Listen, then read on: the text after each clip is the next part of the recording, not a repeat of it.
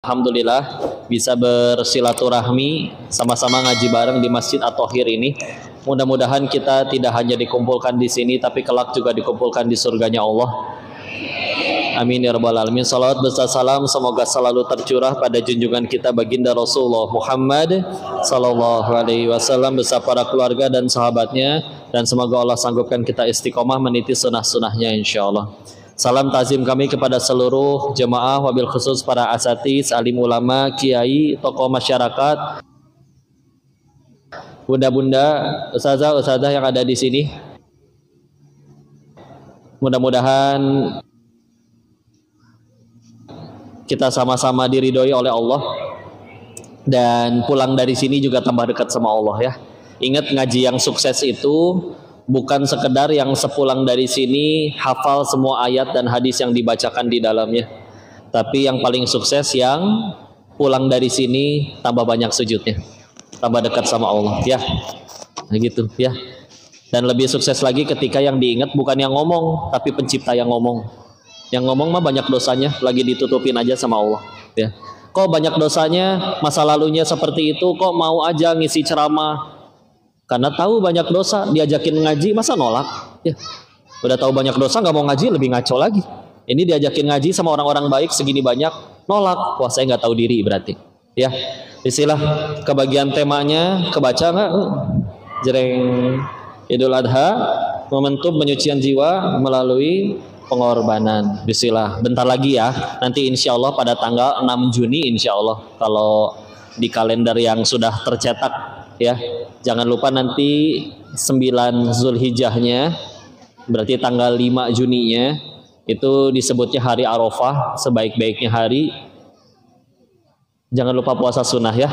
Kalau puasa sunnah di hari itu ganjarannya 2 tahun, dihapuskan dosa setahun ke depan dan setahun ke belakang. Dan bagi yang menunaikan ibadah haji yang mungkin di sini ada yang nunggu waktu berangkat, bismillah. Itu juga waktu yang mustajab doa, bismillah. Ya, kita sambil puasa di sini juga berdoa di hari itu, masya Allah. Ya. Lanjut ke judul, bismillah. Insya Allah kita mulai masuk ke jadi ngaji kan bu ini? Jadi ya, kirain cuma foto-foto doang ya, bismillah. Kalau masalah latar belakang asal muasal akhirnya kisah yang paling terkenal di Idul Adha, yaitu kisahnya Nabi Ibrahim alaihissalam dengan Nabi Ismail, itu insya Allah udah pada hafal ya. Udah pada tahu. Kok pengen bahas esensinya. Kenapa orang-orang itu, para nabi, para orang-orang soleh terdahulu, ngapain segitu nurutnya ke Allah? Ngapain berkorbannya segitunya? Kalau kita kadang mau berkorban, contoh naksir sama perempuan, terus tolong dong kalau kamu naksir beliin aku makanan, ada yang bisa berangkat. Naksir soalnya. Nah ini mereka sendiri juga dijahatin, dizolimin, pahala banyak, dosa masuk mereka. Ujian berat banget.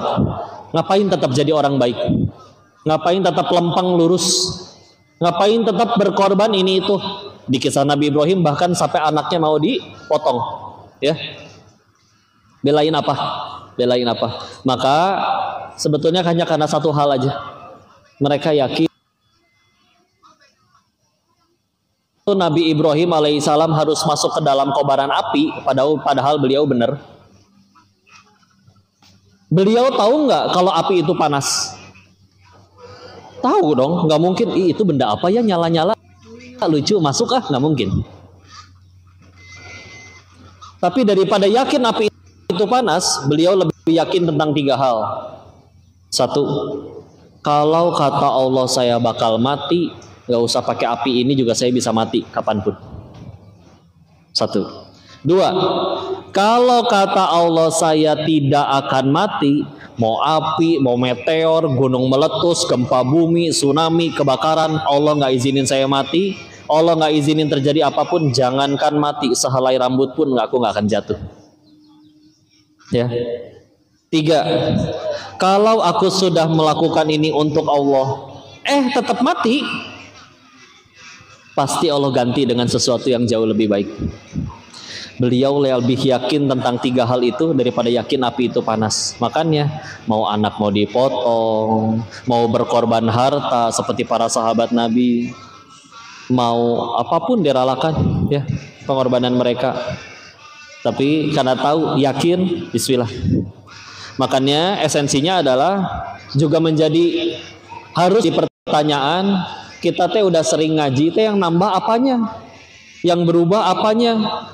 Jangan yang berubah cuman seragamnya aja, nambah we beli seragam baru lagi aja majelis taklim teh. Ya. Yang berubah hanya seragamnya, yang bertambah hanya cicilannya. Ya.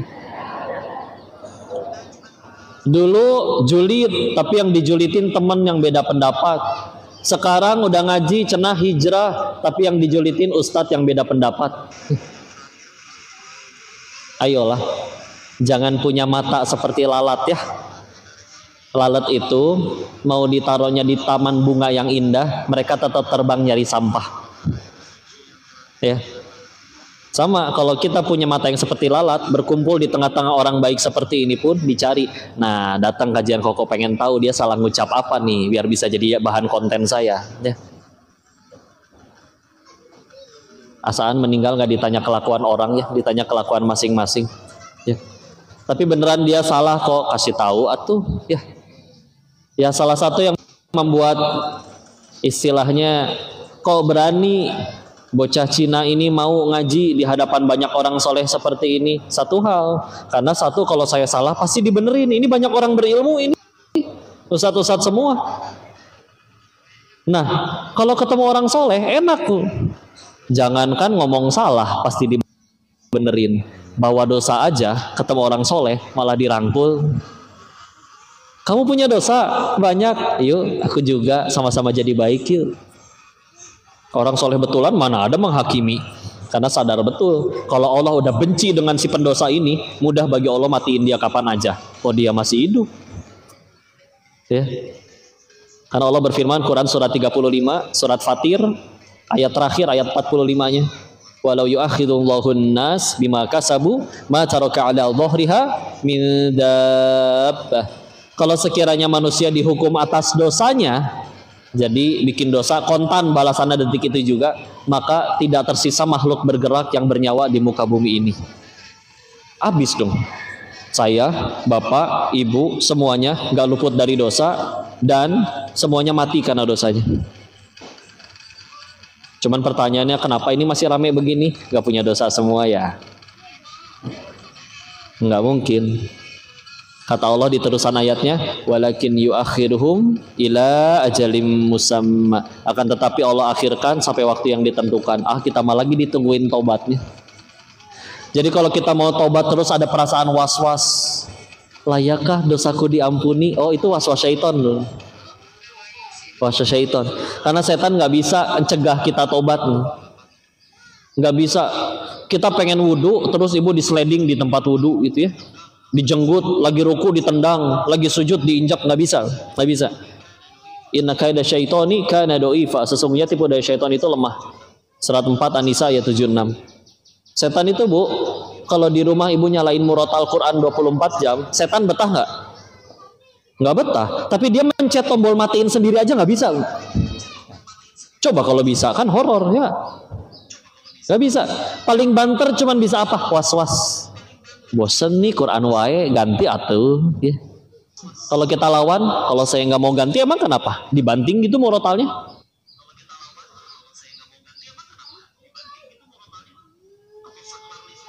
Sama, karena setan nggak bisa nyegah kita tobat, kita tetap pengen sholat, nggak bisa, nggak akan dijambak ibu, nggak akan disuntrungin waktu lagi ruku. Makanya cuma bisa dikasih apa? Was-was. Allah goyok, biasa juga joget TikTok, sekarang mah ngaji, ntar dia balik lagi. Was-was syaitan itu, ya. Kalau nggak ibunya yang dikomporin, orangnya yang dikomporin. Lihat tuh mbak yang itu tuh, itu kan yang biasa dulu di TikTok. Sekarang ngaji, so alim lu. Nah, kedengeran pakai kuping kita. Jawab, ngaji itu bukan tanda orang alim, tapi tanda pengen jadi alim. Baru juga pengen. Berhasil nggak? Ya nggak tahu. Allah tolong ya jadi, Allah nggak tolong ya terserah Allah. Namanya hamba. Yang kita tahu kalau Allah udah nggak suka sama kita, gampang matiin aja kita waktu lagi maksiat. Yang ngomong juga banyak dosanya. Kenapa ini nggak mati-mati? Bukan karena jago nyembunyiin, Allah lagi nungguin tobatnya aja. Ya. Jadi tipu daya syaitan itu lemah, ya. Waswas syaitan. Kembali lagi tadi, ya. Kenapa akhirnya mereka pada mau berkorban? Karena jelas mereka meyakini akan mendapat sesuatu yang lebih baik. Ibarat gini lah. Ibu tahu harga motor baru nggak, Bu? Sekitar 22 jutaan ya. Misalkan ada orang, kita tahu, kita bahkan nganterin dia beli motor. Entah duitnya dari mana, misalkan menang judi atau gimana gitu ya. Motor yang baru kemarin dia beli, hari ini dia jual lagi cepat karena BU butuh duit. Berapa dijual? 10 juta atau adanya berapa? Yang penting cash sekarang juga gua kasih. Adanya 5 juta nih. Serius ya 5 juta ya. Yang penting cash sekarang ya. Ibu beneran, Bu. Ibu bayarin nggak, Bu, itu motor, Bu? Bayarin. Nggak ada duit juga ibu bisa minjem tuh kayaknya.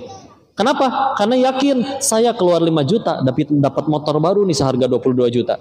Saya jual lagi serugi-ruginya 15 juta aja udah cuan, ya nggak? Tuh. Rela kan? Nah, mereka yakin kepada Allahnya tuh lebih yakin daripada itu.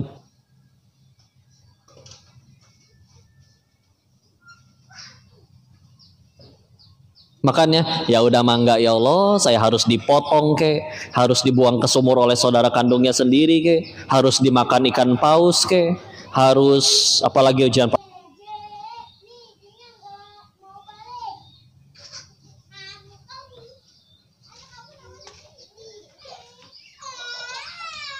sudah rajin ngaji teh, mudah-mudahan nggak yang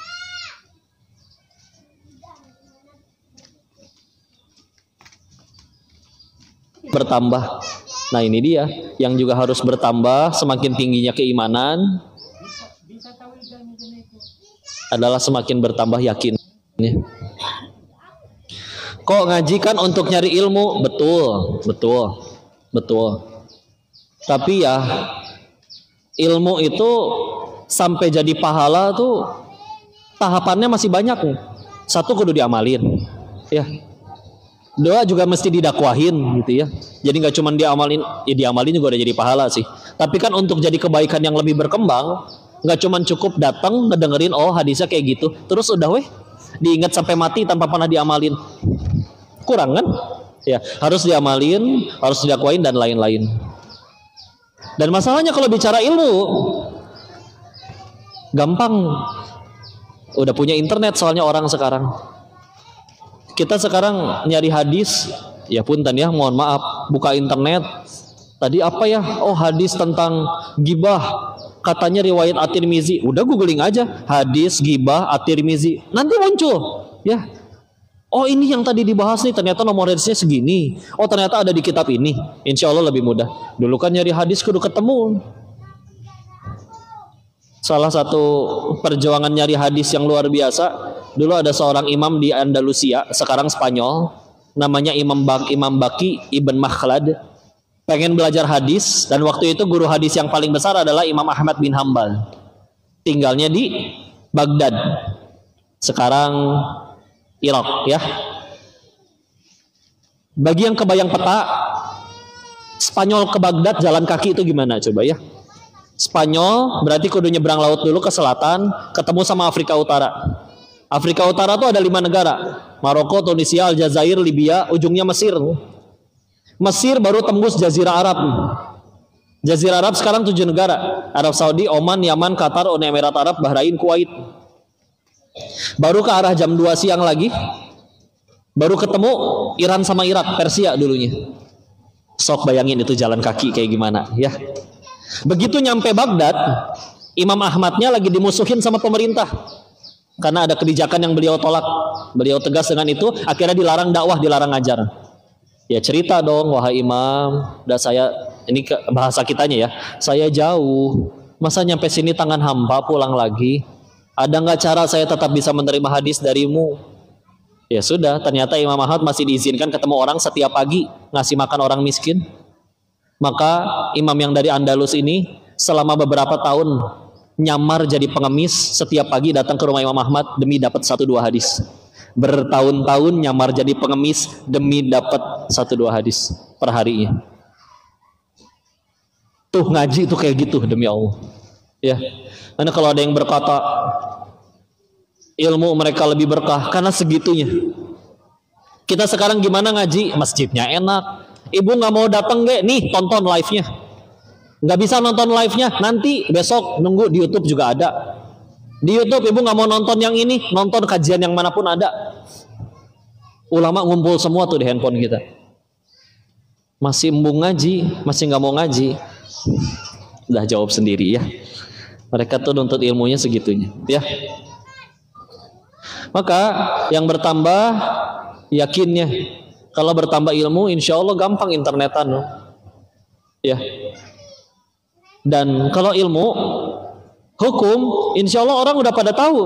Contoh, kira-kira semua koruptor di planet bumi, terutama di Indonesia, kira-kira mereka tahu nggak hukumnya korupsi apa? Tahu nggak? Tahu. Nggak mungkin ditangkap KPK terus ditanya, Bapak kenapa selingkuh? Bapak kenapa korupsi? Oh, nyolong duit rakyat tuh nggak boleh. Saya baru tahu, nggak mungkin. Nggak mungkin. Atau suami selingkuh, digerebek sama anak istrinya di hotel. Istri dan anak-anaknya nangis, Papa kenapa mengkhianati kami, Pak? Kenapa? Si bapaknya jawab dengan polos, oh, tidur sama istri tetangga tuh nggak boleh. Mungkin nggak kayak gitu? Udah pada tahu mereka hukumnya. Yang kurang apanya berarti? Yakinnya ke Allah. Nggak cukup yakin bahwa Allah akan ada pengadilan yang menanti untuk dirinya. Ya, nggak yakin kepada Allah, ngefeknya macam-macam. Berani nyolong. Makanya kalau ada yang diundang bicara tentang baik di instansi atau di apa, kok tolong bicarain masalah, tolong dibahas masalah judol. Kenapa? Iya qadarullah di sini ada yang terindikasi kena judi online. Saya nggak sebut instansi dan lembaga-lembaganya ya, tapi banyak. Dan ketika ditanya apa yang bikin mereka sampai kayak begitu, saya bilang enggak, alasannya satu, nggak yakin sama Allah, udah gitu aja. Nggak yakin bahwa rezekinya dia itu dijamin oleh Tuhannya, bahwa dia dilarang mati sebelum semua rezeki yang Allah janjikan harus dia terima. Kalau belum dia terima semua nggak boleh mati. Dia udah terkapar di kasur nggak bisa ngapa-ngapain pun, kata Allah ada rezekinya masuk lewat infus. Dia pengen mati, bunuh diri, pengen nyelesain hidupan, gak kuat sama hidup, tiduran di rel, keretanya lewat masih gak mati, Bu. Kayaknya keretanya lewat di rel sebelahnya ya, kan relnya ada 2, jadi dia salah info ya. Ya bukan karena salah info, karena belum takdirnya aja. Mudah bagi Allah, dibikin masinisnya belok ya. Udah, gak yakin. Sehingga akhirnya berani ngambil yang bukan haknya.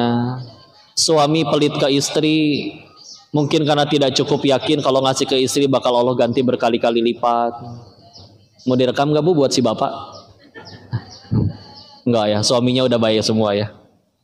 Mintanya yang wajar atau ya. Karena dulu di Thailand itu ada yang minta cerai. Istri minta cerai ke suaminya gara-gara tidak dibelikan mobil yang kelima, itu ada ya. Serius betulan. Ada Bu. Mungkin mobil ke-1 sampai mobil ke-4-nya mobil Hot Wheels ya, yang kecil ya gitu. Jadi marah dia, ya. Gak yakin. Maka yang mahal apa yakinnya? Yuk. Karena kalau bicara, kok orang main judi itu karena himpitan ekonomi. Ayo cari di luar sana, kita berani jamin ada orang yang mohon maaf secara ekonomi kurang, tapi mereka bahkan mendingan saya mati daripada saya ngambil yang Allah haramkan. Ada tuh yang kayak gitu.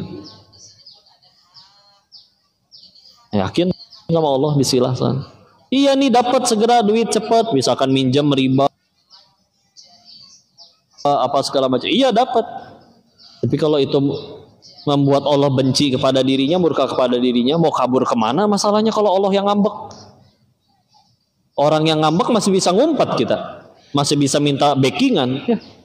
Udah Allah yang ngambek mau kabur kemana? Ya. Naudzubillah. Dan kadang, mohon maaf ya, orang kepergok selingkuh di hotel. Kalau jujur ditanya pakai hatinya, Pak, kira-kira Bapak tahu nggak sih kalau Allah nontonin semua perzinahan Bapak? Dijawab, suruh jawab pakai hatinya, dia jawab tahu, pasti tahu. Dia tahu Allah Maha melihat. Tapi dia tahu Allah ngeliatin, tetap tidak bisa menggagalkan dia maksiat, dia tetap maksiat. Tapi giliran ketemu orang bisa nggak jadi maksiat tuh. Nah kejadian orang mau selingkuh di lobi hotel, papasan sama tetangganya. Ih bapak, istri bapak di rumah, kok bapak ada di hotel? Ayo bang ngapain? Mau kasih kejutan buat istri saya, bookingin. Oh gitu, ya udah saya pamit ya. Bisa nggak jadi selingkuh tuh bu? Langsung WA ke selingkuhannya. Namanya diganti biasanya agen asuransi, paket COD kadang, tukang galon ada yang kayak gitu. Ada aja namanya diganti. Ya. Ada tetangga aku nggak bisa jadi naik, selingkuhannya udah nungguin di atas. Coba punten. Segitu teh surga kita nggak di mulut tetangga. Allah tahu kita maksiat, kita tetap gaspol. Tetangga nyaris tahu itu juga satu orang dan surga kita nggak di mulut dia, bisa kita nggak jadi maksiat. Makanya kadang yang jadi dosa itu nggak cuma dosa zinanya, dosa sekurang ajar itu kita sama Allah. Ya, nggak yakin soalnya. Ya, karena yuk, yang harus nambah apa tadi? Yakinnya itu yang mahal, itu yang mahal. Ya, satu hadis yang benar sudah dia amalkan, setelah diamalkan dia udah ngerasain fadilahnya, keutamaannya, setelah ngerasain fadilahnya dia sampaikan, dakwahkan ke orang lain, benar-benar dialami, modal satu, tapi pakai hati, diamalin tulus, ikhlas, Allah bisa jadikan 1000 orang yang mendengar mau ngamalin satu hadis itu. Daripada hafal 1000 hadis, dihamalin enggak, cuman untuk dianggap keren karena sudah hafal, wah dia ini hafalannya bagus, pengetahuannya luas, dakwahinnya pun karena pengen dipuji doang. Allah bisa jadikan nggak ada satu orang pun yang mau ngamalin 1000 hadis yang dia ucapkan. Jadi ya kita dari sini teh sama-sama lagi diuji, we bu. Saya meninggal nggak akan ditanya berapa banyak yang datang ke At-Thohir hari ini, tapi ditanya niat kamu dakwah hari ini teh apa? Karena mau dakwah di At-Thohir atau di Musola Al-Ikhlas sama aja yang nilai Allah. Dakwah di markas besar TNI atau di markas Hansip sama aja yang nilai juga Allah. Ibu juga sama. Ngaji ke sini nanti nggak akan ditanya udah dapat selfie sama si Koko belum? Ya. Tapi pulang dari sini sedekat apa sama Allah? Niat ngajinya apa? Ya. Jadi masih harus berdiri. Asik. Sila ya. Jadi esensinya adalah kenapa mereka berani berkorban, sekali lagi adalah yuk harus nambah yakinnya ya. Masalahnya orang nambah yakin tuh macam-macam ya. Ada orang yang yakin mau berhenti kebut-kebutan itu setelah ngerasain jatuh dari motor sendiri dulu. Padahal sebelum dia jatuh dari motor, ada 5 temannya kebut-kebutan jatuh juga dari motor. Sebelum dia sendiri yang jatuh bisa nggak mau tuh ya. Makanya suka dibilang pengalaman adalah guru yang terbaik ya. Karena memang gerbang mengenal Allah ada 2 ya. 1 gerbang syukur, 2 gerbang tobat. Biasanya kalau gerbang syukur teh suka kebablasan ya. Dapat banyak nikmat, boro-boro ingat Allah, malah ada yang ngambek. Percuma saya gaji cuman segini, saya mah bahagianya nanti kalau udah viral kayak dia. Tuh viralnya lagi pakai P bu, viral ya. Jadi ngambek kok. Karena akhirnya gerbang syukur lolos melulu, bablas melulu. Kadang ada orang yang dikasih pakai gerbang tobat, jewer sedikit, kena masalah, ngejungkal, minta tolong sana sini nggak bisa ada yang nolong, baru deh kayaknya tinggal wudhu sama sujud yang saya belum lakuin, nangis di atas sajadah. Alhamdulillah lah masih nangis kene ya, masih kembali ke Allah juga. Di luar sana ada yang udah nggak peduliin ya, maksiat terus tapi gak pernah dihukum ya, nyebutnya istidraj. Dan kita sedihnya kan karena salah fokus. Contoh, koruptor 10, ketangkep 1, dia ngambek, kenapa teman saya yang 9 gak ditangkap? Jalanin hukuman sendirian. Bertahun-tahun jalanin hukuman, begitu dibebasin, akhirnya diwawancara. Gimana perasaannya jalanin masa hukuman? Mukanya udah berubah, wajahnya udah teduh, jawabnya juga tenang. Alhamdulillah. Wartawannya heran. Perasaan bertahun-tahun lalu waktu ditangkap ngambek, kenapa sekarang alhamdulillah? 1, gara-gara ditangkap saya berhenti nyolong. Coba nggak ditangkap-tangkap, mungkin sampai hari ini saya masih maling. 2, gara-gara ketangkap jadi kenal Allah. Kan di dalam penjara mah kegiatannya gitu-gitu aja, nggak bebas kayak di luar. Pengajian lagi. 3, lumayan DP, gugurin dosa. Kebayang saya nyolong nggak pernah ketangkep, dibalasnya nanti semua setelah mati, asli repot. Jadi lebih beruntung saya daripada teman-teman saya. Makasih ya yang udah pernah dulu laporin saya. Semoga Allah merahmati kalian. Enak sekali. Oh, tapi waktu itu ngambek. Iya, waktu ketangkep Tuhannya saya duit, bukan Allah. Buktinya ketinggalan sholat nggak nangis, hilang duit malah nangis. Coba. Masalah yakin itu bahkan sampai nentuin bahagia dan sedihnya kita. Kok dia sholat sih kok. Kajian juga datang meskipun waktu kampanye doang. Ya. Tapi kok ketinggalan sholat nggak nangis. Tapi waktu gagal nyalek kok gila ya. Ya berarti di hatinya itu. Ya. Ala bidzikrillahi tatma'innul qulub. Hanya dengan mengingat Allah maka hati menjadi tentram. Quran surat 13 ayat 28. Maka kalau hati lagi nggak tenang, nggak tentram, pasti lagi nggak ingat Allah. Ingat utang mungkin, ingat cicilan, ingat selingkuhan, ingat lain-lain. Ya, ingat kalah slot berapa? Ya. Maka jangan salah fokus ya. Artis ketahuan selingkuh, Pak.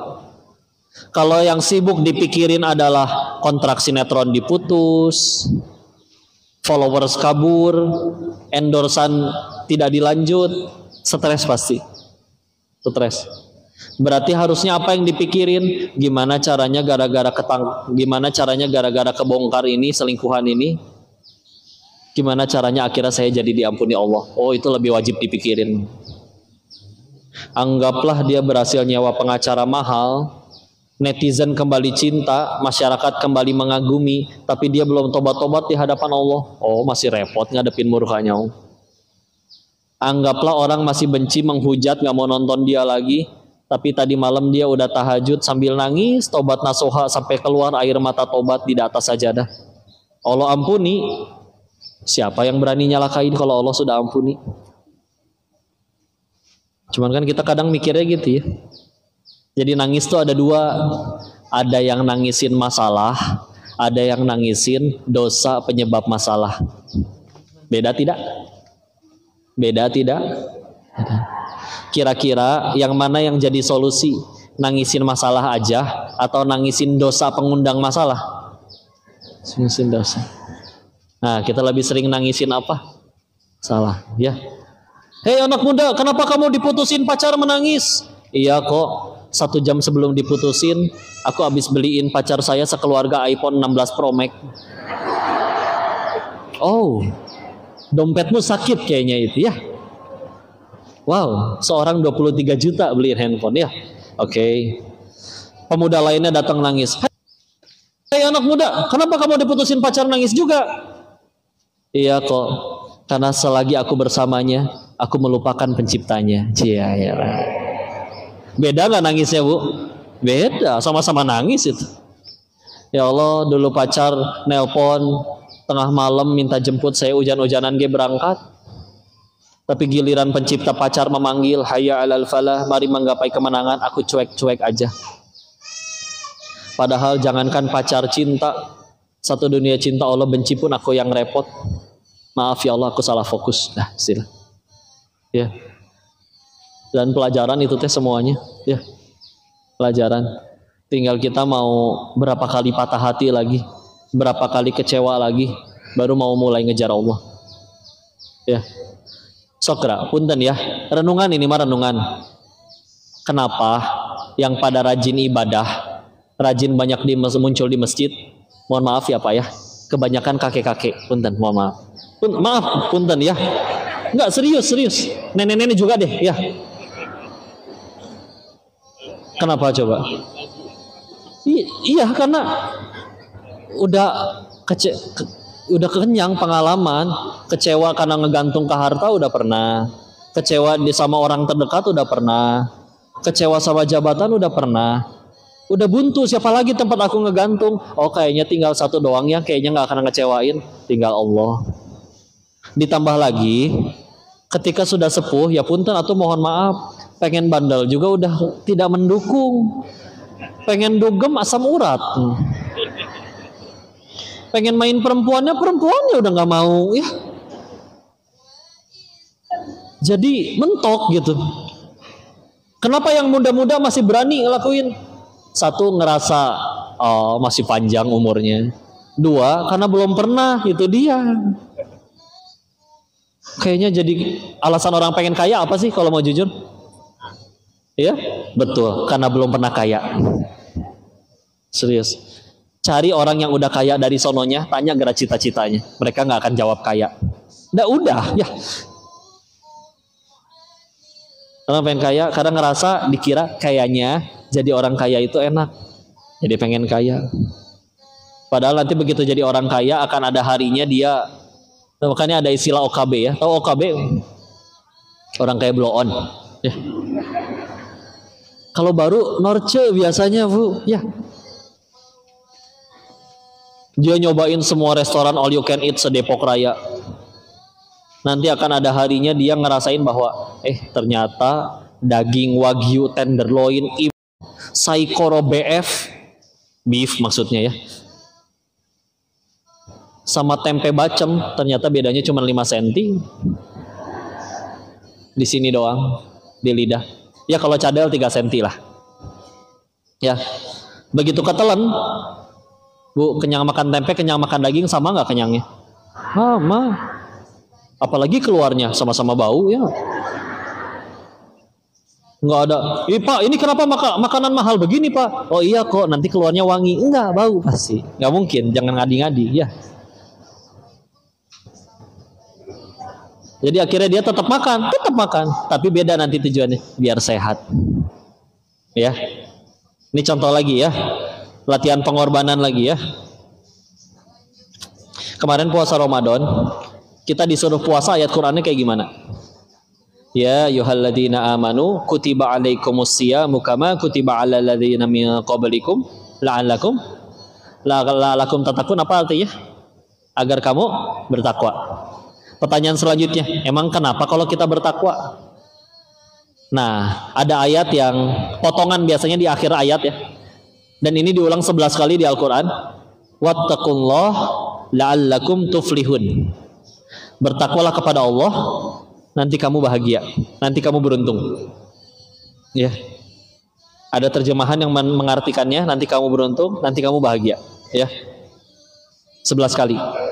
Oh, ternyata takwa itu dekat dengan kebahagiaan. Ya. Karena nggak ada takwa, nggak ada Allah di hati, udah kayaknya masih nyolong, Pak. Ya itu para koruptor contohnya, ya. Tapi misalkan guru ngaji di daerah, santrinya satu ngajarin alif batasa setiap hari, Allah cukupkan, dia bukan konglomerat, dia nggak bisa makan restoran mewah setiap hari, di hati ada Allah, setiap hari sibuk bersyukur daripada dengki sama orang, bisa aja nemu bahagia. Ya. Kayak coba lihat gimana ceritanya dari nahan lapar sampai jadi bahagia. Waktu hari pertama puasa agak lebay kita biasanya, Pak. Buat bukanya ini es buah. Setelah es buah ronde 2 ada tempe 2, bala-bala 3 sama mie gleser ya. Karena sebungkusnya kecil jadi 2 biasanya.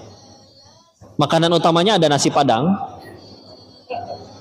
Dengan udah mesen request, mintanya nasi padangnya yang Portugal, porsi tukang gali ya. Banyak. Buat dessertnya dia udah ada pacar Cina, tahu ya, cemilan ya. dan kolak. Ternyata baru nyampe ronde 2, bala-bala sama mie geleser udah kenyang. Ya enggak? Nanti coba hari-hari di 25 hari ke atas dengan segala macam jadwal apa segala macam. Lama-lama bukanya adanya apa? Cuma ada nasi kotak, ya udah itu aja. Nggak ribet. Nggak ribet. Karena dia udah habis puluhan hari. Ya udah gitu aja, makan teh gitu aja udah. Apalagi kalau nanti puasanya puasa setelah Ramadan. Langsung ke yang paling tinggi ya. Puasa Nabi Daud. Dari Ramadan sampai 11 bulan setelahnya ketemu Ramadan lagi, dia puasa Nabi Daud misalkan. Sehari puasa, sehari enggak, sehari puasa, sehari enggak, tahu ya. Jadi kalau misalkan ada orang sehari sholat, sehari enggak, sehari sholat, sehari enggak. Kenapa begitu? Ya sholat Nabi Daud, itu enggak ada ya. Itu jangan ngadi-ngadi ya. Ini testimoni dari orang yang udah puasa Nabi Daud ya Bu. Kita ambil hikmah aja. Orang kalau puasa Nabi Daud, nanti dia akan mendapati hari di mana giliran dia puasa, ada temennya yang ulang tahun terus naktir. Giliran gak puasa gak ada yang naktir. Ntar dulu nih, kenapa jadi ke situ? Serius. Kalaupun dia akhirnya ditraktir terus batalin puasa, waduh kapan lagi ditraktir di restoran yang mahal itu? Saya beli sendiri gak akan sanggup. Kapan lagi? Mana puasanya sunnah, batal juga gak dosa, batalin. Begitu nyampe restoran, dimakan makanannya, ternyata gak seenak yang dipoto ya. Kieu udah. Kadang kan tempat bagus tempatnya doang sama gambarnya Bu. Ya, makanannya bisa jadi lebih doyan yang ibu masak di rumah tiap hari.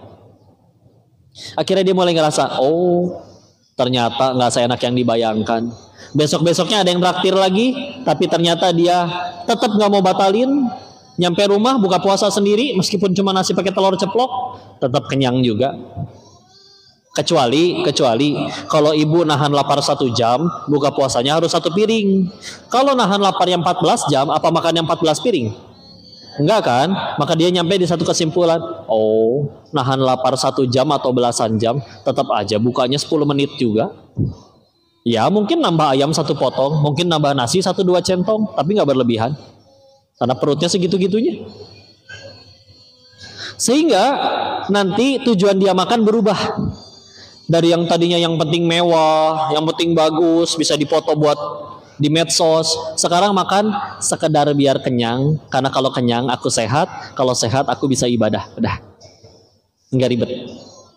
Di saat di luar sana ada orang yang makan rendang, Pak mau pesan apa? Rendang. Rendangnya datang dia masih bisa ngambek Pak. Saya kan bilang rendang, harusnya restoran yang itu dong. Masa restoran yang ini gak level, tahu nggak? Asik, ya. Ribet hidupnya najis, ya. Di saat orang lain di luar sana ada yang belum tentu makan daging setahun sekali, dia makan daging yang ngambek, ya. Dengan dia akhirnya terbiasa sehari puasa, sehari nggak sehari puasa. Udah bagi dia makan tuh udah sama aja. Yang penting kenyang, aku kenyang sehat, aku bisa ibadah, udah cukup gitu aja. Dan kalau lagi puasa Nabi Daud, kan nggak kayak Ramadan, Bu, gampang bangun sahur, ya nggak? Banyak yang, ya kalau di beberapa daerah ada yang pawai keliling komplek. Kalau misalkan puasa Nabi Daud 11 bulan setelah Ramadan, kan kadang bergantung sama diri sendiri. Paling pasang alarm, kalau bangun itu juga segitu udah 3 alarmnya. 3 pas, 3 lewat 5, 3 lewat 10, 3 15. Ya. Ya. Maka pasti ada episodenya dia nggak akan bangun. Kalau nggak bangun, dia pengen tetap maksain puasa. Begitu buka puasa dia nyadar juga, iya, tetap kuat-kuat juga. Bedanya kalau sahur mulai lapar jam 2 siang. Kalau nggak sahur mulai lapar ya waktu zuhur. Allah, cuman beda 2 jam. Di bawah kegiatan juga lupa. Akhirnya bagi dia sahur nggak sahur biasa aja. Kalaupun dia tetap sahur, cuma karena ingat kata Nabi, berkah. Jadi kalau nanti dia bangun 15 menit sebelum azan subuh, kan bisa mesti milih tuh, sahur dulu. Sahur, mau pilih sahur atau tahajud. Kalau tahajud nggak sahur, kalau sahur nggak tahajud.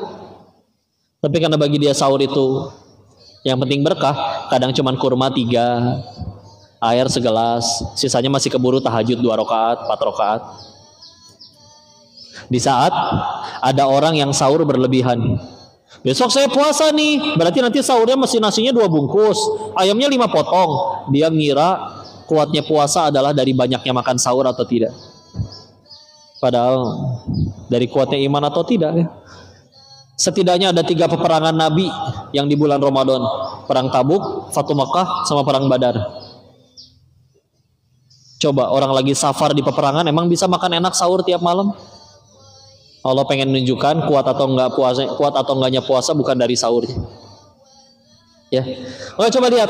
Ketika makan bagi dia aja udah biasa aja, padahal kita tahu makan itu penting. Pak, Bapak ada orang nyolong karena kelaparan, yang dipotong pun cuma 1 kotak nasi atau 1 potong roti, Bapak bisa jadi nggak marah, bisa jadi malah iba. Udah nih kalau memang lapar bawa aja. Beda kan sama koruptor kan? Mereka nyolong miliaran dalam kondisi rekening mereka juga udah ada miliaran. Itu yang bikin gemes. Ya. Tapi ini lapar nih bos. Ya. Punten, Bapak kelaparan di tengah hutan, 5 menit lagi nggak makan Bapak mati, yang tersedia cuma daging babi. Boleh nggak itu dimakan? Boleh. Lihat. Syariat punya makosid. Makosid syariah. Tujuan-tujuan syariat. Tujuannya salah satunya adalah apa? Menjaga jiwa. Kalau urusannya udah nyawa, syariat bisa diubah, bisa digeser, bisa dikondisikan. Ya. Sholat zuhur wajib nggak? Tapi ada dokter menjelang azan zuhur, tahu-tahu ada pasien harus dibedah, satu-satunya dokter bedah cuma dia, dan operasinya 5 jam, baru beres nanti jam 5. Boleh nggak dia tunda sholat zuhurnya? Nyelamatin nyawa. Ya. Lihat. Kalau untuk urusan nyawa, syariat bisa berubah. Ini makan nih. Makan bagi dia, makan kan fundamental. Lihat betapa hukum bisa berubah ketika bicaranya orang nggak makan kelaparan bisa mati, hukum bisa berubah. Nah, kalau makan yang fundamental bagi dia aja udah dia anggap biasa aja, apalagi nanti ngelihat yang nggak penting, kayak contoh tetangga ganti mobil, udah weh. Ya. Bagi dia mobil itu cuman kaleng, dipakein plastik, dipakein kaca, dipakein karet. Fungsinya satu, jalan, nyampe. Berapa banyak jemaah di At-Tauhid ini nggak pada punya pesawat, pada nyampe tuh ke Mekah. Coba ibu pada punya pesawat masing-masing, mau parkir di mana bu?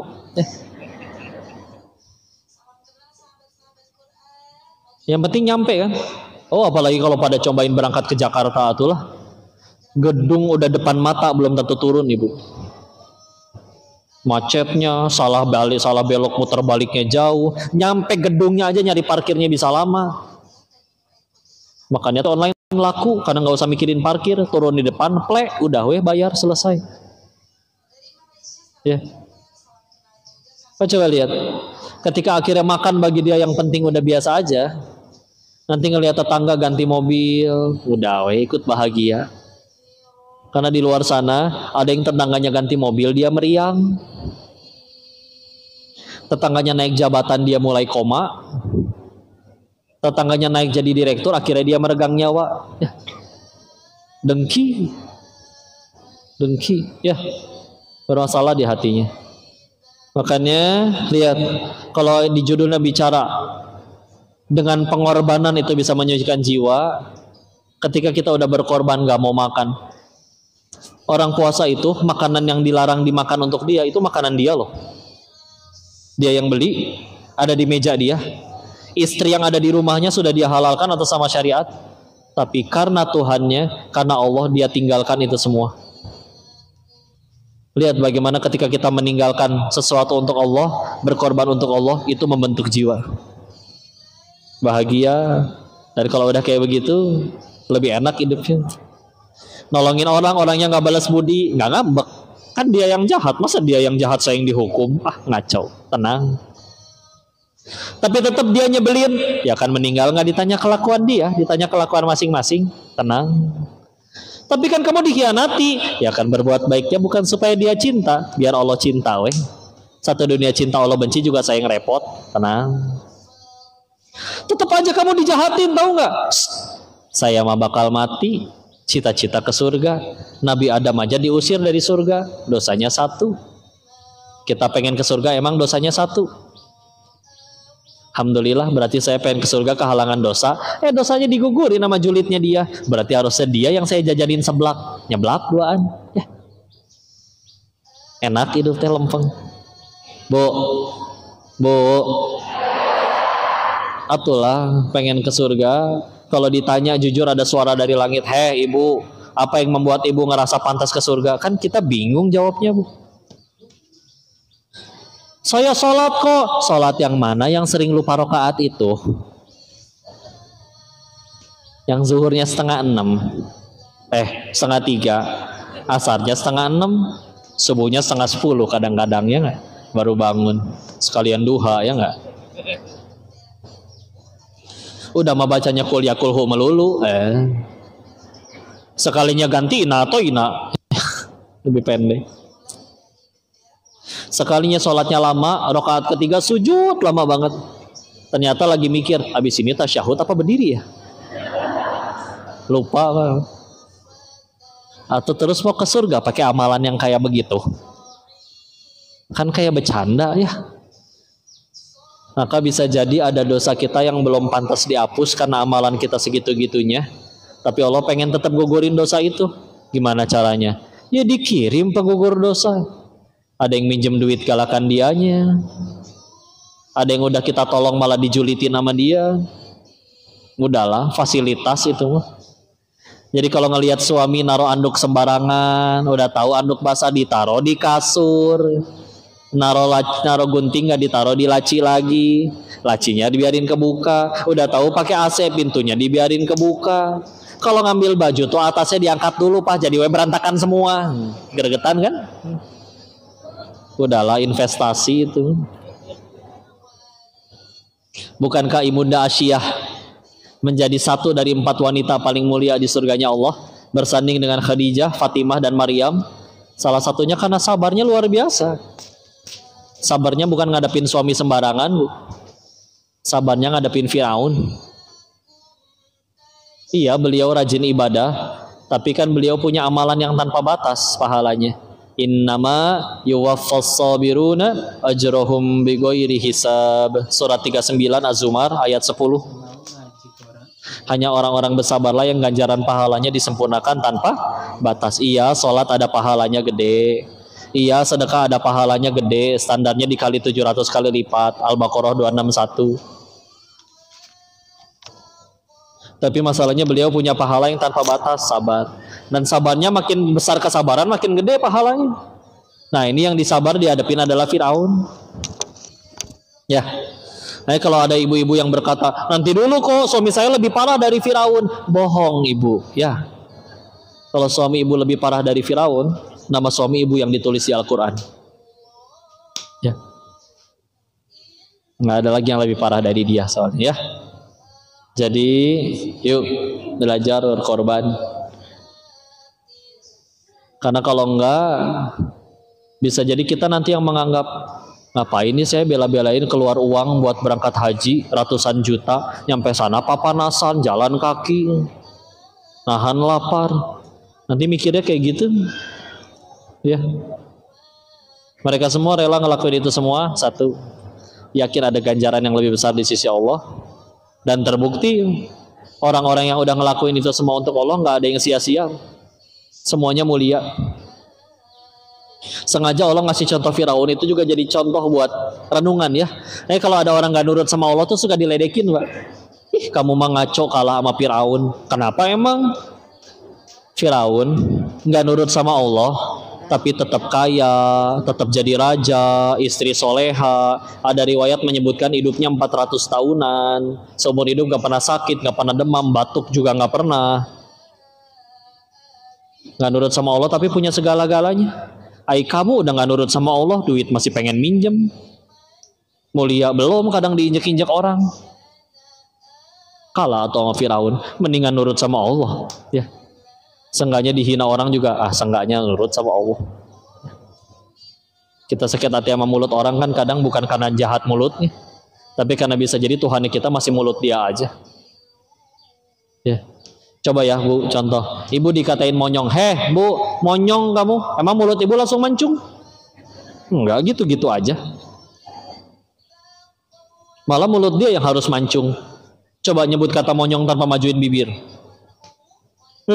Susah. Berarti dia nyebut monyong harus majuin bibir, dia yang monyong. Ya. Dipuji sama, Bu. Bu, ibu kok kelihatan awet muda ya? Usianya berapa sih? Bisa aja sih Koko. Ibu udah 42 tahu kok. Ah, kayak 41,5 ya Bu.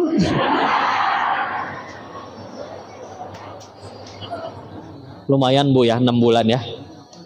Kan gak langsung berubah ya. Lagian kadang orang juga ada maunya lah. Bu, ibu seneng gak dikasih uang 100 juta? Tapi palsu. Maksudnya apa sih kok? Maksudnya kadang kita juga suka sama yang palsu-palsu.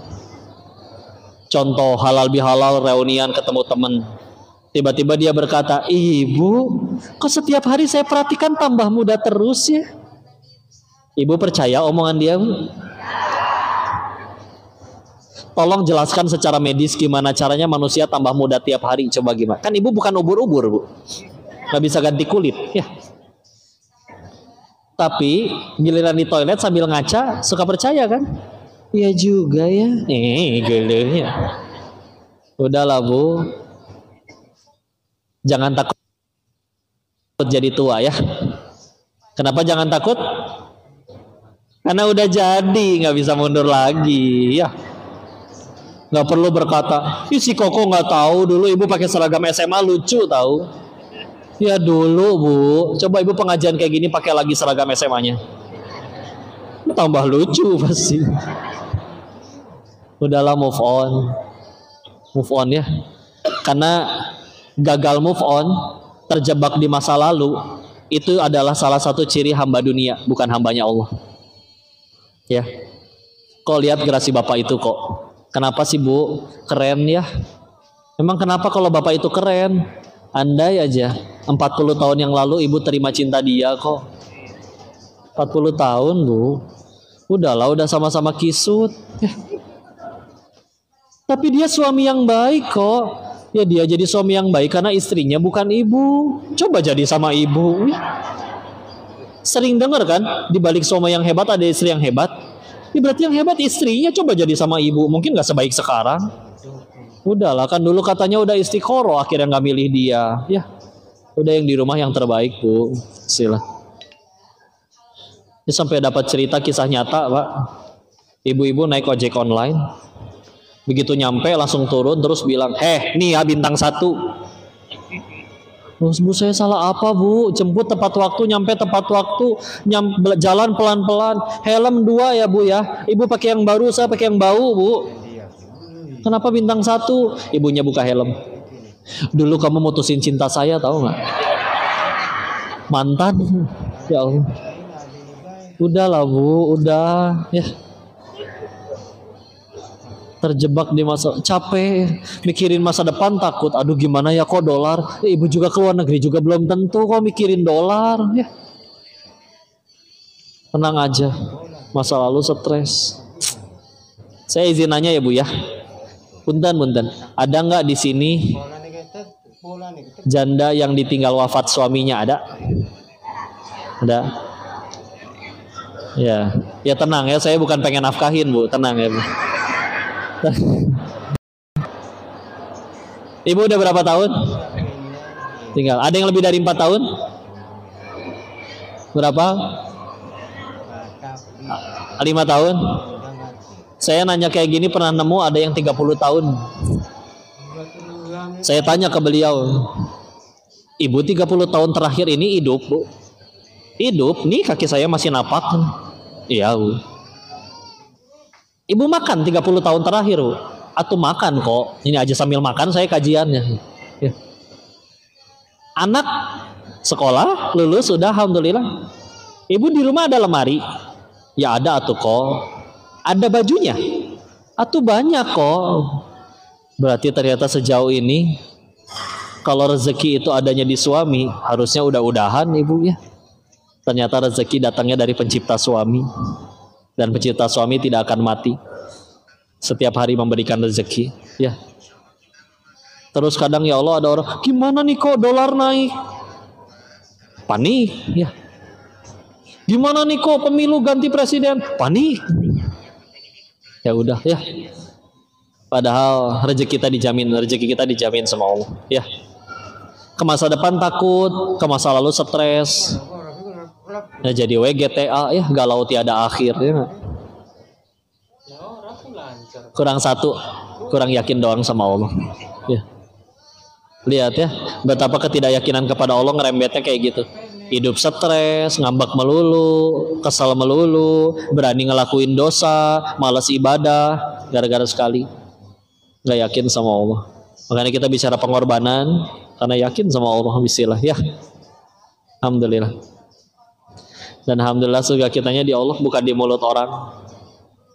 Karena capek sekali kalau ngejarnya mulut orang. Ibu pengen selalu kelihatan langsing, tiap kali foto tahan nafas, pegel. Kalau nggak miring begini. Miringnya pun nggak bisa kok, angle saya di kiri, geser. Ya, berhasil kelihatan langsing, mukanya biru, nahan nafas. Ya. Bu, saya boleh nanya nggak? Boleh nanya. Kalau ibu-ibu teh kenapa kalau foto nggak bisa satu kali?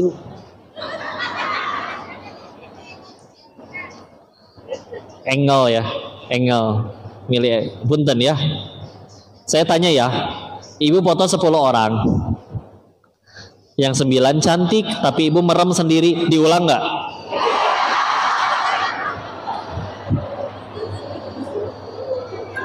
Sepakat. Udah bukan jumhur lagi, itu udah ijma, itu udah sepakat semua itu ya.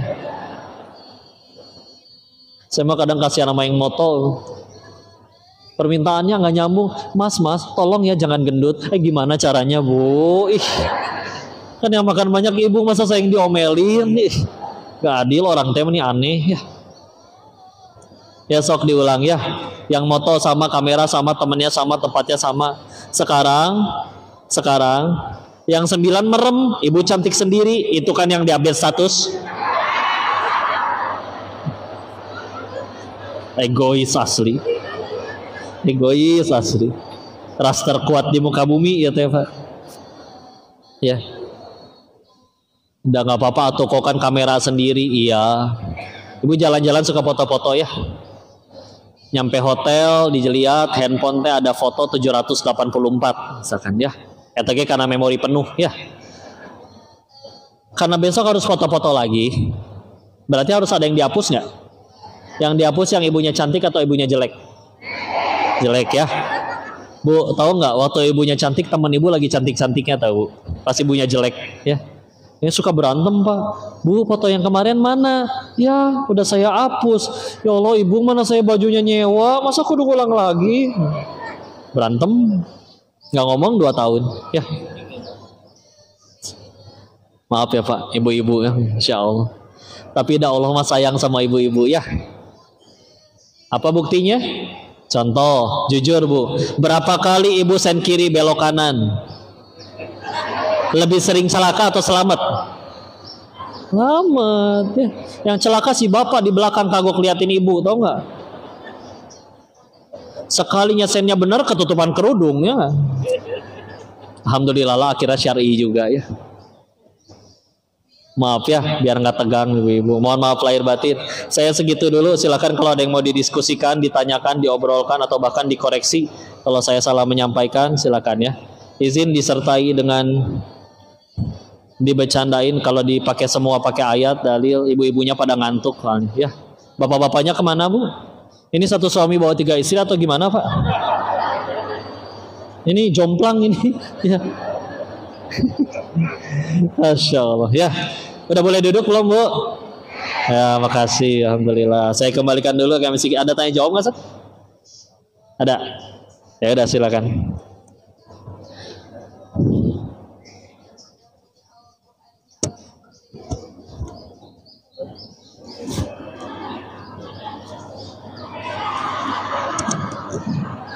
Ibu nanti kalau udah seumur saya Bu, cielah. Alhamdulillah. Ya silakan Ustaz, tafadhol. Ya, yang milih. Kok yang milih? Saya yang milih. Ya sok, mana yang wajahnya lebih menderita, sok silakan. Ya kan berarti pertanyaannya lebih urgent ya. Ibu pengen tanya jawab atau foto-foto? Nggak boleh dua-duanya soalnya. Ya ini dulu yang depan. Ya silakan.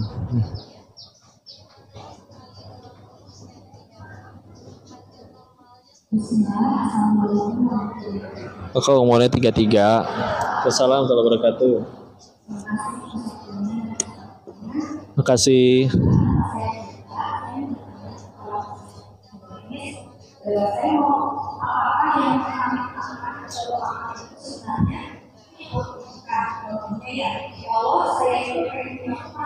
Oke. Oh gitu.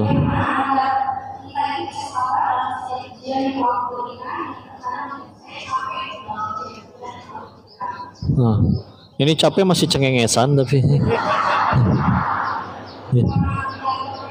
Ya, siap, bismillah. Ya, makasih Teteh, alhamdulillah ya. Jadi katanya biasanya ujian yang kena di kita teh justru yang kita minta katanya. Pengen punya keturunan, pengen banget suka banget sama anak-anaknya, malah lama punya keturunan gitu ya. Gitu. Terus gimana caranya biar bisa sabar ngadepinnya? Silah. Kenapa diujinya sesuai yang kita pengen? Ya biar pahalanya lebih gede teh, ya. Bagi orang yang istilahnya ada orang yang misalkan sudah tidak peduli harta lagi, maka dia tidak akan diuji di duitnya karena bagi dia kehilangan duit udah nggak jadi sakit hati lagi. Berarti nggak akan jadi penggugur dosa lagi atau nggak akan jadi peninggi derajat lagi. Karena kepahitan ujungnya cuma dua. Satu gugurin dosa, dua meninggikan derajat. Dan kita perlu dua-duanya buat nyampe surganya Allah. Kenapa? Karena tadi bisa jadi ada dosa kita yang belum bisa kehapus karena amalan kita segitu-gitunya. Makanya Allah tapi tetap pengen nolongin kita nyampe ke sana. Mau nggak mau akhirnya dikasih penggugur dosa. Kok kalau dosanya habis gimana? Dikasih peninggi derajat. Kok gimana cara bedain kepahitan yang sedang saya alami ini untuk gugurin dosa atau untuk meninggikan derajat? Kalau untuk gugurin dosa biasanya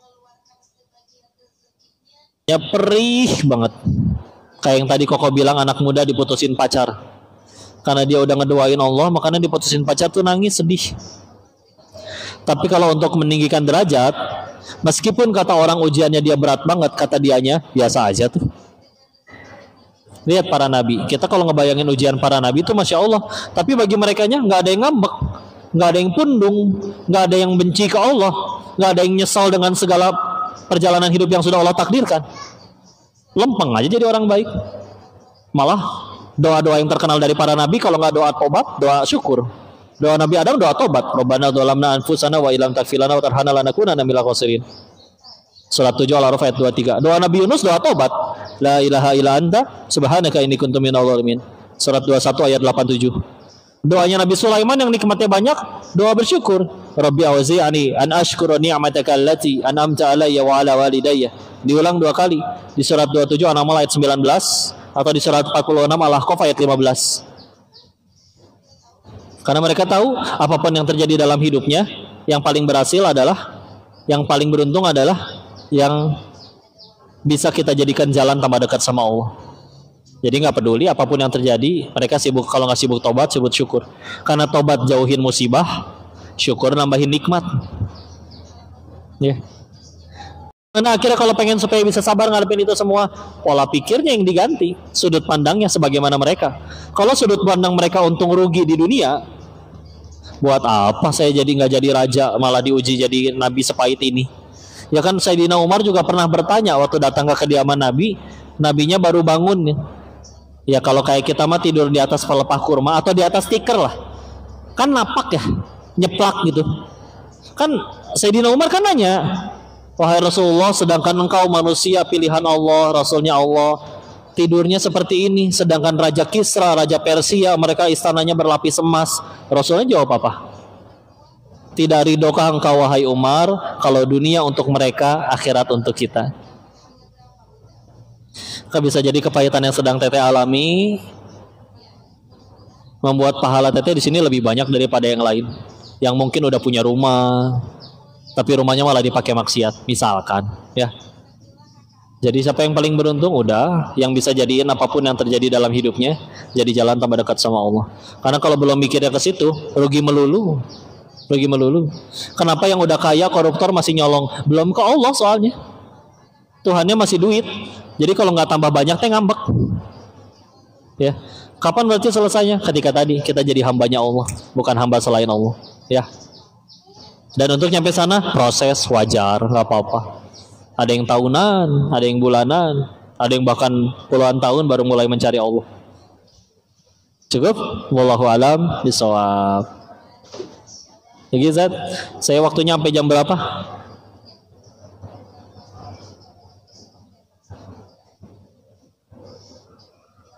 Masih tanya jawab lagi atau langsung doa atau gimana? Oh, 2 pertanyaan lagi. Ya udah silakan.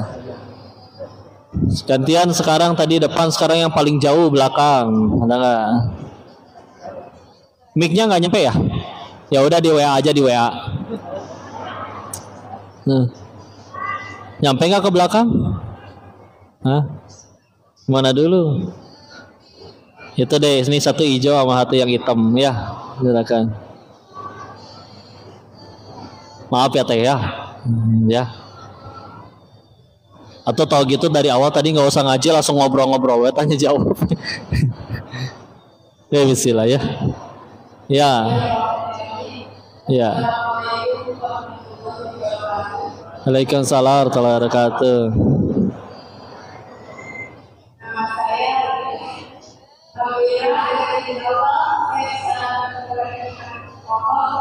Alhamdulillah sehat Ibu. Ya. Ya mangga.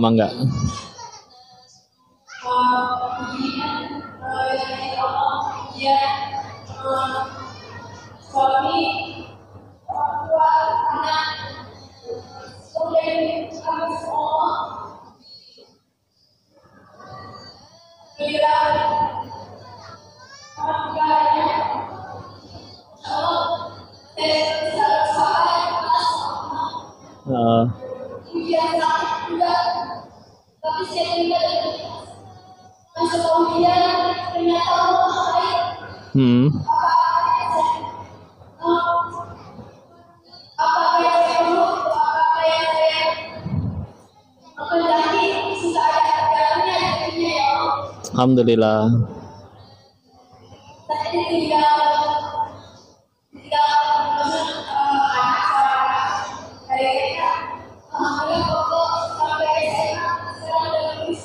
Alhamdulillah.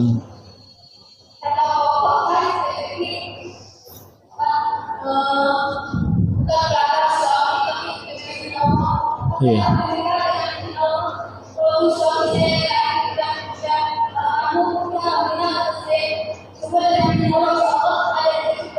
Alhamdulillah.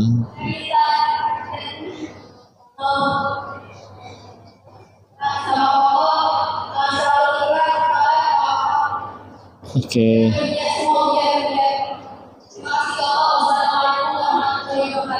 Waalaikumsalam warahmatullahi wabarakatuh. Ya. Ya, namanya hidup ya, pasti ada ujiannya. Kalau beliau diujinya ya ditinggal tadi suami ya.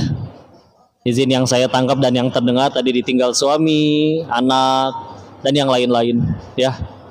Tapi juga disyukuri apa kebaikan-kebaikan yang Allah rasakan tetap disyukuri.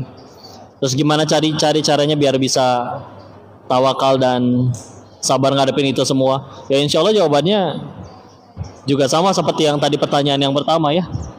Dan juga bahkan sama seperti apa yang disampaikan tadi di materi kajian. Bahwa ketika sudut pandang kita itu udah menganggap ini semua kebaikan dari Allah, maka bismillah ya, akan jauh lebih mudah. Dan memang di dunia itu bisa bahagia, tapi kalau kita mewajibkan wajib bahagia di dunia, pasti nemu kecewa. Karena memang dunia mah tempat audisi untuk mencari siapa yang berhak ke tempat bahagia sebetulnya. Jadi tempat buat bahagia tuh udah diciptain di surganya Allah.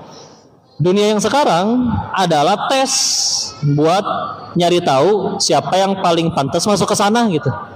Jadi kalau kita mewajibkan kita seumur hidup tuh kudu bahagia melulu di dunia, ya kitanya yang salah tempat sebetulnya. Nah itulah yang disadari oleh orang-orang yang tadi kita bahas, para nabi dan yang lain-lain. Mereka sadar betul ini tempat audisi. Jadi ketika mereka tambah banyak ujian, mereka malah ya udah, semakin saya banyak ngelaluin ini, berarti makin tinggi juga derajat saya di surganya Allah. Itulah juga yang menguatkan mereka, karena mereka sadar betul ini lagi tempatnya berjuang ya, bukan tempatnya panen. Maka ya sudah, bismillah. Mudah-mudahan dengan keyakinan kepada Allahnya seperti tadi, jangankan masalah yang sekarang dihadapi, masalah apapun yang akan datang pasti sih bisa terlalui. Lagian ujiannya kan gak mungkin melebihi kemampuan kita juga. Udah janji Allahnya, la yukallifullahu nafsan illa wusaha. Al-Baqarah ayat terakhir. Jadi ya udah, tinggal balik lagi ke Allah terus aja sampai udah nggak ada apa-apa lagi di hatinya selain tinggal Allah, maka pasti lebih mudah hidupnya. Bismillah ya. Nah segitu dulu ya, wallahu alam bisawab. Satu lagi mana? Yuk, bapak-bapak belum? Mana jadinya? Bapak atau ibu? Hah? Ya udah itu dulu kan. Kayaknya lebih urgent mukanya ya. Pak maaf ya Pak ya, nanti ya lanjut ya, silah ya.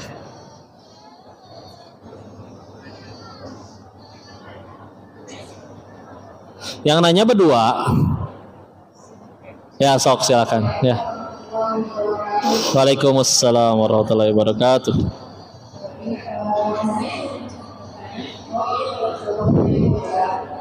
Mengenai apa? Kurban. Ya terus.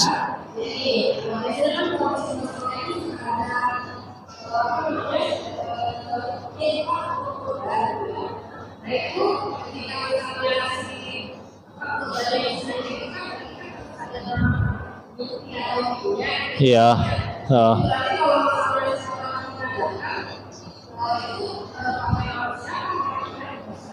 Iya.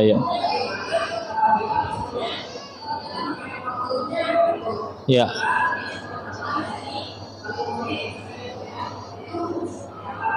Ya baik istilah. Makasih istilah. Iya suka ada yang PT-PT gitu ya, satu kelas gitu ya. Begini, ini yang kami ketahui ketika dulu dipelajari di Darut Tauhid. Jadi memang kalau misalkan satu kambing itu yang nawanya 1 orang. Kalau sapi 7 orang. Unta 10 orang. Ini gimana kalau misalkan PT-PT-nya 30 orang? Maka memang setahu saya ketika ditanyakan ke guru kami, memang harus tetap diatasnamakan 1 orang. Jadi misalkan sedekah untuk misalkan yang jaga sekolahnya, ada si bapak siapa gitu. Jadi yang berkurbannya mah beliau, yang lainnya mah hitungannya nggak kurban. Tapi bukan berarti nggak dapat pahala, kan ada pahala sedekah ke si bapak itu tadi, ya. Apalagi kalau kadang ini ternyata mintanya dari anak-anak, si anak ini kan istilahnya terwakilkan kurbannya dari si bapaknya. Karena biasanya ke satu keluarga, ya dia satu kurban gitu ya. Jadi seperti itu, ya. Sebagaimana juga mungkin yang juga jadi pertanyaan kalau lagi momen kayak gini, boleh nggak kurban tapi belum akikah? Akikah itu kewajibannya dibebankan ke ayah. Jadi kalau misalkan kita waktu kecil belum diakikahin sama ayah, yang harus akikahin kita ya si ayah. Kita nggak bisa akikahin diri sendiri. Kalau pengen tetap diakikahin gimana? Uangnya kita sedekahkan dulu, kita kasihkan kepada ayah. Jadi sudah perpindahan hak milik ayah. Ayahnya nanti baru akikahin anaknya. Nggak boleh aku mengakikahkan diriku sendiri, itu nggak boleh ya. Jadi gimana, boleh nggak berkurban tapi dia belum diakikahi? Ya karena beda beban hukumnya, beda orangnya. Akikah maka ayah, kurban kita masing-masing udah dewasa, udah punya duit, udah sanggup untuk sanggup kurban. Ya kurban mah kita, akikah mah ayah kita. Ya. Dan ternyata misalkan ayahnya sudah wafat, ya udah beres, dia udah tutup buku ya. Jadi ya nggak bisa ngakikahin diri sendiri begitu. Atau misalkan seorang ibu tunggal udah nggak punya suami, anak-anak saya belum diakikahin sama ayahnya, Ya itu kewajiban ayahnya, ibunya tidak berkewajiban mengakikahi karena akikah itu kewajiban ayahnya. Wallahu a'lam bishawab, itu yang kami ketahui ya. Mudah-mudahan bisa menjawab pertanyaannya. Sudah, Set? Hah? Cukup gak atunya? Kalau enggak satu lagi si Bapak. Ya, satu lagi ya.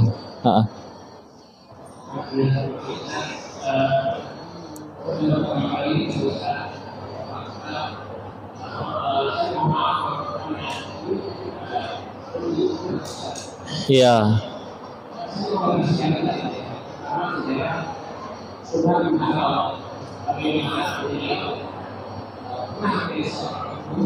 Iya. Hah? Iya. Iya. Iya. Iya.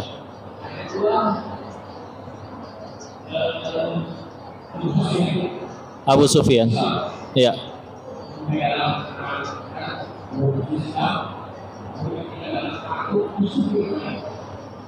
Hmm. Hmm. Hmm. Ya. Ya. Hmm. Oke.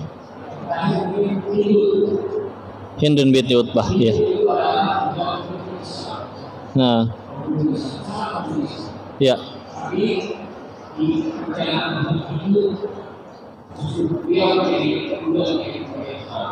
Ya.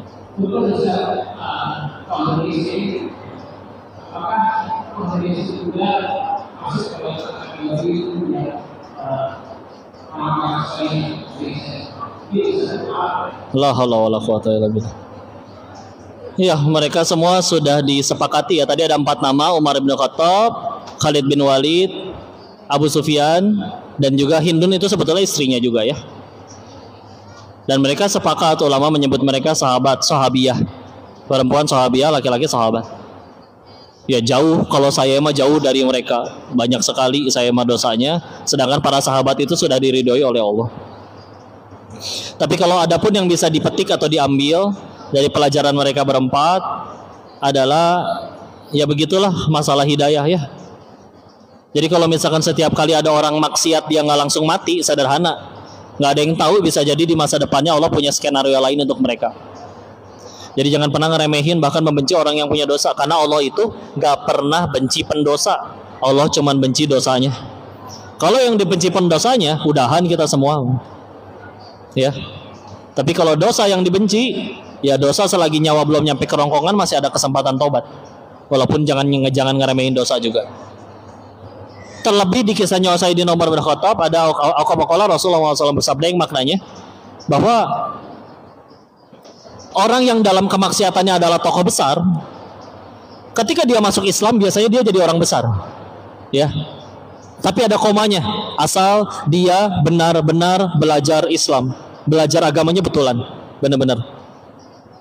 Makanya ketika akhirnya ya Sayyidina Umar bin Khattab radhiyallahu anhu masuk Islamnya banyak yang lebih dulu daripada beliau.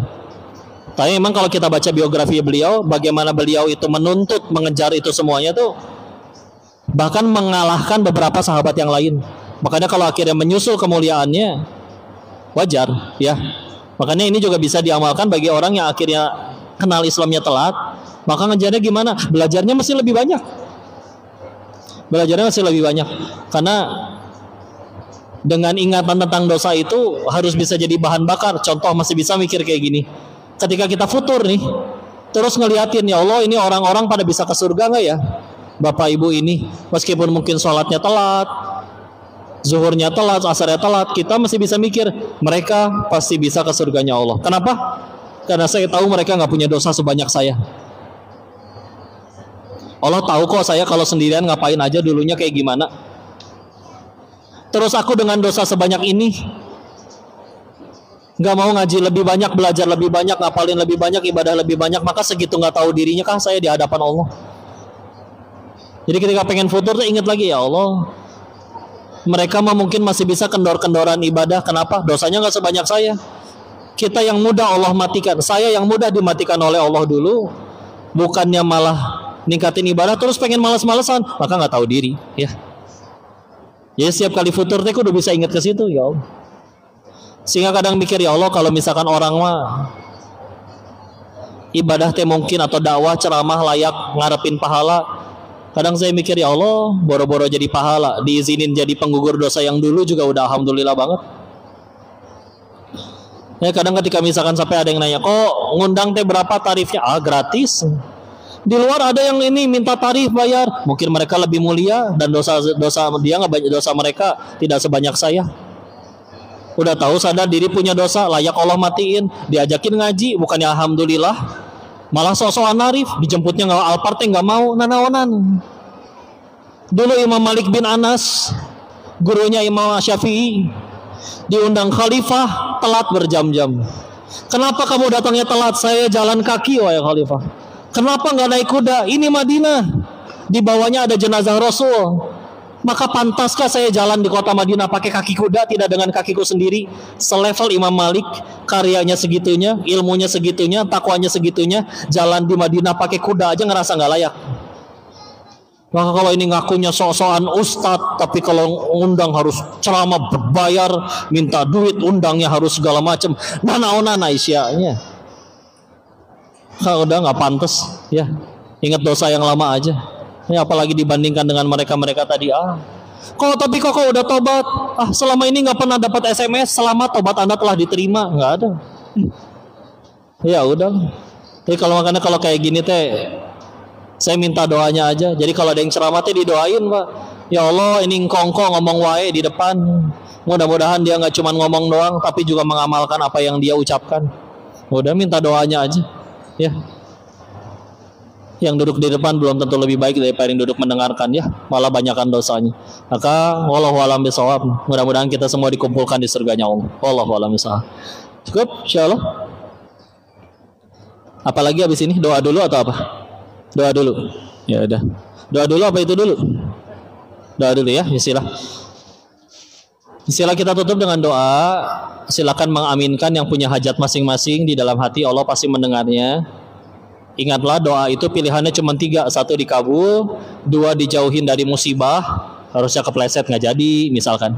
Yang ketiga dihapuskan dosa-dosanya. Jadi selagi doanya baik, pilihannya cuma 3 hal itu. Ya. Yuk kita tundukkan hati dan kepala kita sejenak. A'udzubillahi minasyaitonirrajim. Bismillahirrahmanirrahim. Allahumma shalli ala sayyidina wa habibina wa syafi'ina wa maulana Muhammad wa sallim radhiyallahu tabaraktahu ta'ala an kulli sahabati rasulillahi ajma'in. Bismillahirrahmanirrahim. Hamdan syakirin, hamdan na'imin, hamdan yuwafi ni'amahu wa yukafi mazidah. Ya Rabbana lakal hamdu kama yanbaghi li jalali wajhikal karim wa azimi sultanik. Allahumma shalli ala sayyidina Muhammad wa ala ali sayyidina Muhammad. Allahumma ighfir lil muslimina wal muslimat wal mu'minina wal mu'minat al ahya'i minhum wal amwat. Allahumma ighfir lana wa li walidina warhamhum kama rabbawna shighara. Ya muqallibal qulub tsabbit qulubana ala dinik. Allahumma a'inna ala dzikrika wa syukrika wa husni ibadatik. Ya Allah, berkahilah majelis ini ya Allah. Ajarkan ilmu yang bermanfaat saja bagi kami ya Allah. Jadikan sisa usia kami hanya mengejar ridho-Mu saja ya Allah. Jadikan setiap malam kami sanggup bangun, bersujud, bertahajud, menyembah-Mu ya Allah. Ya Allah, ini hamba-Mu yang takut atas dosa-dosanya ya Allah. Tapi kepada siapa lagi kami bisa memohon ampun selain kepada-Mu ya Allah? Kepada siapa lagi yang Engkau lebih luas ampunannya daripada murkanya ya Allah? Maka jangan Kau biarkan kami wafat dalam keadaan taubat kami belum Kau terima ya Allah. Jangan Kau biarkan kami wafat dalam keadaan dosa kami belum Kau ampuni ya Allah.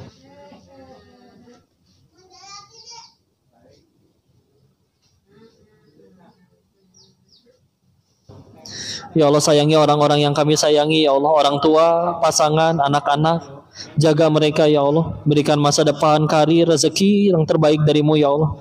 Jauhkan dari orang-orang yang berniat zalim kepada mereka. Dekatkan dengan guru, sahabat, lingkungan yang membuat mereka tambah diridhoi oleh-Mu ya Allah. Dan ya Allah, izinkan kami kelak Engkau kumpulkan di dalam surga-Mu ya Allah. Izinkan kami menjadi pahala jariah bagi mereka, dan selalu gagalkan setiap kali kami akan berbuat maksiat dan dosa ya Allah. Ya Allah, anugerahkan kepada kami keturunan yang solih solihah, yang hafiz hafidhah. Rabbi habli minas solihin, Rabbi habli min ladunka dzurriatan thayyibatan innaka sami'ud du'a. Rabbi la tadharni fardan wa anta khairul warithin. Rabbi ij'alni muqimas shalah wa min dzurriyyati rabbana wa taqabbal du'a. Allahumma inna nas'aluka ridhaka wal jannah wa na'udzubika min sakhatika wan nar. Allahumma inna nas'aluka husnul khatimah wa na'udzubika min su'il khatimah. Ya Allah, selamatkan saudara-saudara kami di Palestina ya Allah. Hancurkan musuh-musuh Islam yang menjajah mereka ya Allah. Jadikan syahid dan husnul khatimah saudara-saudara kami yang harus wafat di sana ya Allah. Dan ya Allah, izinkan kami kelak pulang ke hadapan-Mu sebagai hamba yang Kau ridhoi ya Allah. Jika ada yang punya hutang, Kau maha kaya lunasi ya Allah. Jika yang sedang berada dalam kesulitan, Kau yang maha memberikan jalan keluar, berikan jalan keluar ya Allah. Dan izinkan kami dikumpulkan tidak hanya di sini tapi kelak juga di dalam surga-Mu ya Allah. Rabbana atina fid dunya hasanah wa fil akhirati hasanah wa qina adzabannar. Subhana rabbika rabbil izzati amma yasifun wa salamun alal mursalin walhamdulillahi rabbil alamin.